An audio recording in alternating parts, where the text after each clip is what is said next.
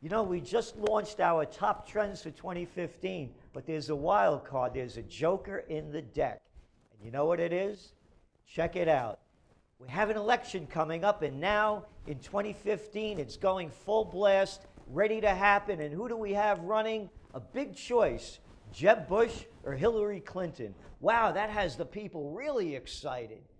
You're going to see a new third party. One of the ways I made my name as a trend forecaster, when I wrote Trend Tracking back in the late 80s, I predicted a new third party. The conditions now are even more conducive to have somebody coming in from the outside because people don't like what's going in on the inside. Take a look what's going around the world. UKIP in the UK, Podemos Party in Spain, Germany, Belgium, one after another. Throw out the old, bring in the new. That's the wild card, and it's running wild across the globe.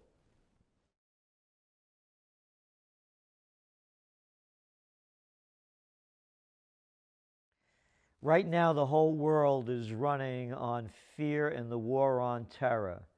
The soul has become terrorized. Beauty and joy are lost. Every day is another day of fear. How to get out of it? Well, the way I get out of it, reading about it and talking about it and writing about it all day, is I surround myself with joy and beauty. Beauty is the antidote to fear. Once upon a time, people recognized the understanding that art was the way of finding the true meaning of the human spirit. And the art is lost today. It's not bringing out that human spirit. Think about it. The Great Depression, and this is how people were living it, at the highest element of art. Art is the way out. Art is the future, not a bottom line mentality and not one of fear and despair.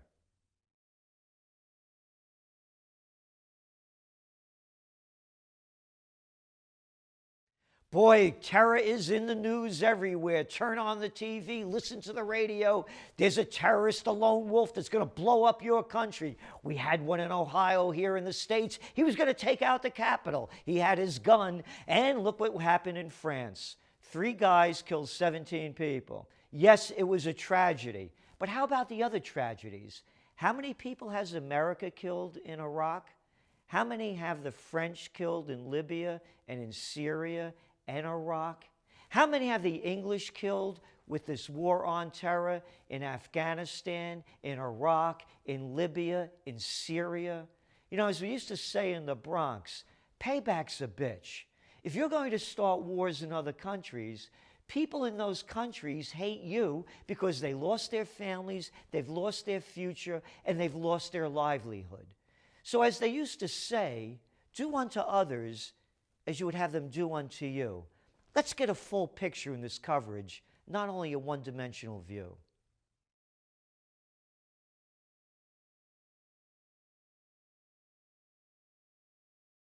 Boy, 2015 started off with a bang. I never remember a year beginning with such wild swings, not only in the equity markets, but in the commodity markets, one after another. How come? They're worried about deflation. You see consumer prices, they're down to 6-year lows. This is not deflation. In real language, it's called depression. That's what's going on, and the markets know it. They've tried every trick in the book. Quantitative easing, record low interest rates. They haven't raised interest rates since 2006, and it's not enough to boost the economy, and they know it. Not only in the United States, over there in Europe, they're juicing the markets in China. Everyone is fearful. What will happen next? I think you're going to start seeing the panic of 2015 because there's no way out of this. They've tried their hand, and it's empty.